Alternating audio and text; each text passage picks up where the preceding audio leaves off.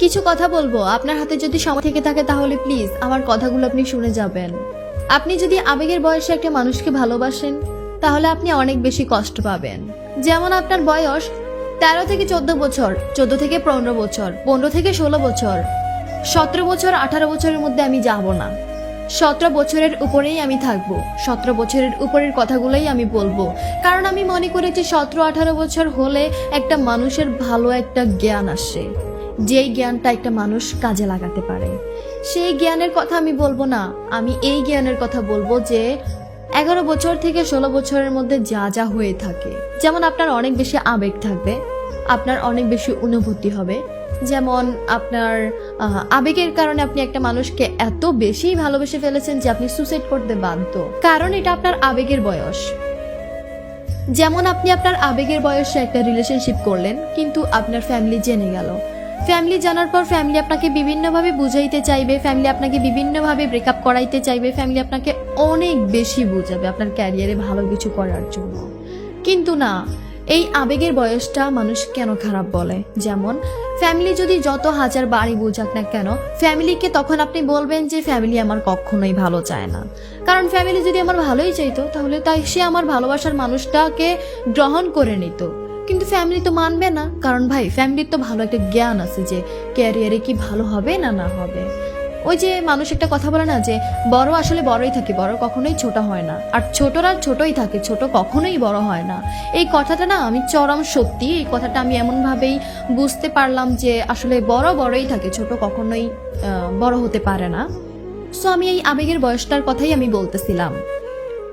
তখন আপনি রিলেশনশিপটা কন্টিনিউ ঠিকই করে যাবেন, কিন্তু ওই পারের মানুষটা কিন্তু আপনাকে ঠিকই ঠকাই যাবে।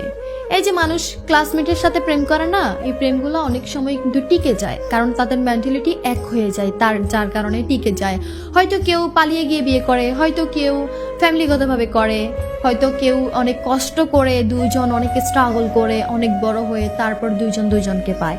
অনেকেই অনেকভাবে পায়, সেটা আসলে মেটার করে না। মেটার করে এটা যে আবেগের বয়সের প্রেম, এটা খুব বেশি খারাপ। এটা আপনার ফ্যামিলি আপনাকে বলে বুঝাইলেও আপনি বুঝবেন না, আপনি অলওয়েজ তাকেই চাইবেন, আপনার মন শুধু তাকেই চাইবে। আপনার ফ্যামিলি যদি না মানে তখন আপনি অনেক বেশি কষ্ট পাবেন, কিন্তু আপনি রিলেশনশিপ কন্টিনিউ ঠিকই করে যাবেন, কিন্তু 2 বছর 3 বছর, বেশি থেকে বেশি 7-8 বছর টিকাইতে পারবেন, কিন্তু পরে আবার ঠিকই ব্রেকআপ হয়ে যেতে পারে। আমি তো বেশির কথা বলেছি, আমি তো কমের কথা বলি নাই। কমের মধ্যে হলে ধরেন আপনি 2 বছর বা 1 বছর বা 7 মাস বা 4 মাস এরকম মধ্যে টিকাইতে পারবেন, এর থেকে বেশি টিকাইতে পারবেন না।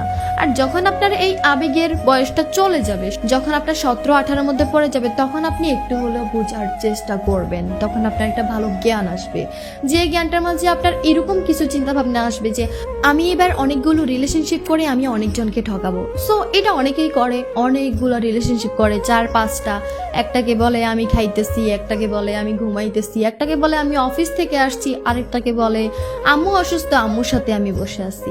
সো 4টাকে 4 দিক দিয়েই বোঝানোর চেষ্টা করে, কারণ সে মানুষটা চায় আমি 4টা রিলেশনশিপ একসাথে কন্টিনিউ করব। অনেকেই আসলে এটা করে। সো তাদের কথা আমি আসলে কি বলবো, তারা একটা পর্যায়ে একটা রিলেশনশিপ করে তারা অনেক বেশি কষ্ট পেয়ে যায়, কষ্ট পাওয়ার পর তারা এরকম কিছু করে। আর এরকম কিছু অনেকেই এটা করে, আবার অনেকেই করে না। সো আমি অনেক ক্ষেত্রেই কিন্তু আমি দেখেছি এইরকমটা, যার কারণে আমি বলেছি। সো আবেগের বয়সটা খুবই খারাপ। আবেগের বয়সের মধ্যে নিজেকে বোঝানোর চেষ্টা করবেন, খুব ভালোভাবে থাকার চেষ্টা করবেন। এইটুকুই আমার আপনাদের মাঝে বলার ছিল যে আবেগের বয়সটা খুবই খারাপ, বোঝার চেষ্টা করবেন। আমি জানি না আপনারা এমন কোনো মানুষ আমার ভিডিওটা শুনতেছেন কিনা বা দেখতেছেন কিনা যাদের বয়স 11 থেকে 16-র মধ্যে আসছে। আমি জানি না তারা শুনতেছেন কিনা। সো তারা যদি আমার ভিডিওটি শুনে থাকেন বা দেখে থাকেন, তারা প্লিজ আমাকে একটু কমেন্ট করে জানাবেন। সো তারা প্লিজ একটা কমেন্ট করে যাবেন। সো আমি তখন বুঝতে পারবো যে আমার ভিডিওটা সেরকম একজন মানুষ দেখেছে, যে মানুষটার বয়স 11 থেকে 16-র মধ্যে। সো প্লিজ বোঝার চেষ্টা করবে।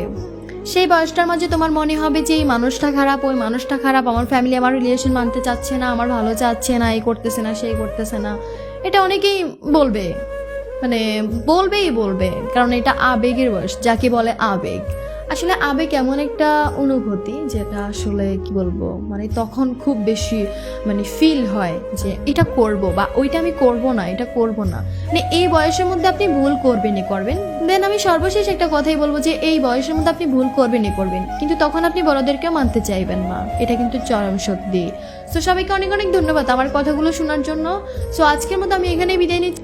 আশা করতেছি আমি আরেকটি ভিডিওর মাঝে হাজির হব। সো ভালো থাকবেন সবাই, সুস্থ থাকবেন। আল্লাহ হাফেজ।